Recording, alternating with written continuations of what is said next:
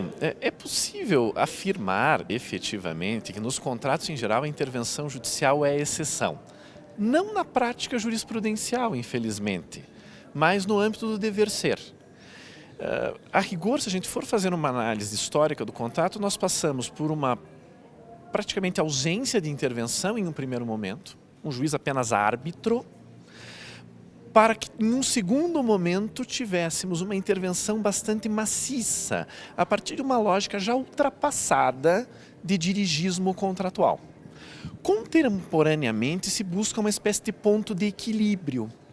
E esse ponto de equilíbrio se tenta encontrar precisamente na necessária interlocução entre regras e princípios. O juiz é, antes de tudo, alguém que tem que, sim, fazer cumprir o contrato. O contrato é celebrado para ser cumprido.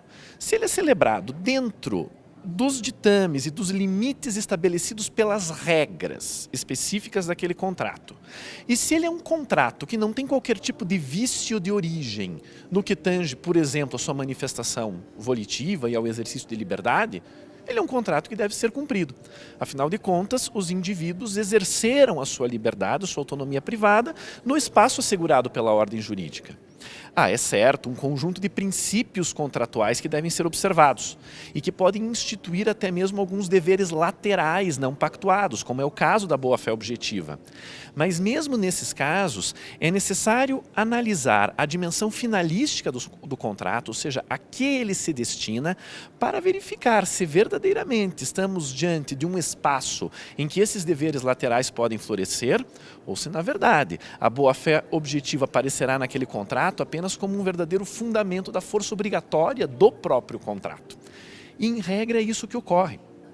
A boa-fé, se de fato é uma fonte de deveres laterais, ela é uma fonte de deveres que são instrumentais à própria finalidade contratual e jamais pode frustrar essa finalidade, que, via de regra, se expressa no próprio bom adimplemento.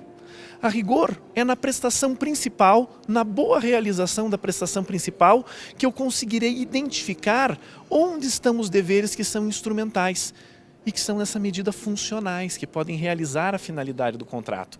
Não é possível identificar deveres atinentes à boa-fé que sejam disfuncionais, que contrariem a finalidade contratual. E é por isso que a boa-fé, nessa medida, reafirma o que está contratado.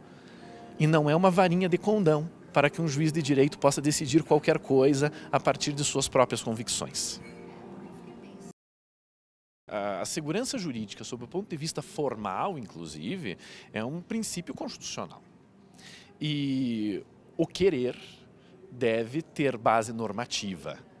E a partir de uma base normativa, se ela existir, para que esse querer possa florescer, esse é um querer que deve se realizar dentro dos limites e no âmbito de uma relação contratual. E, portanto, de nada adianta querer contra o que já está contratado.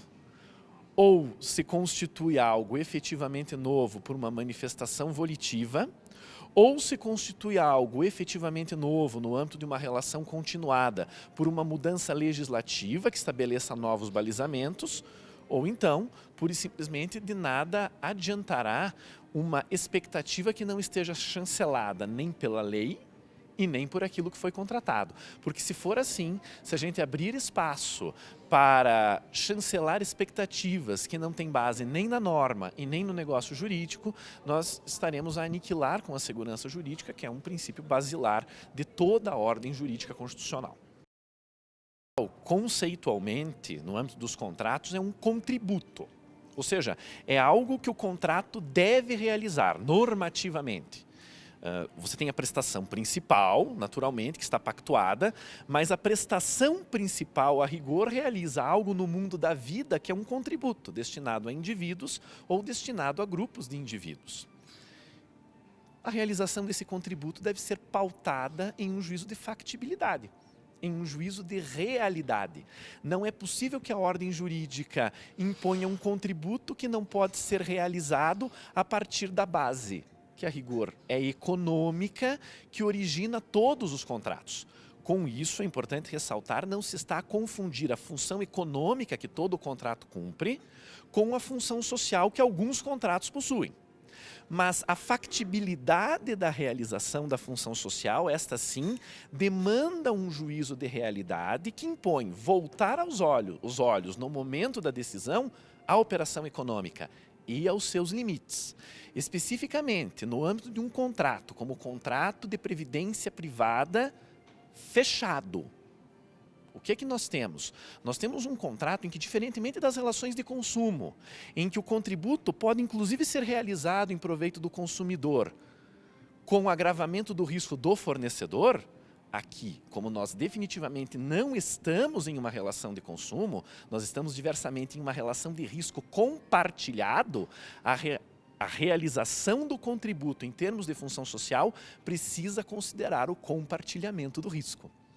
Porque não dá para realizar o contributo para um dos indivíduos que compartilha o risco e à custa do aumento do risco de todos os demais.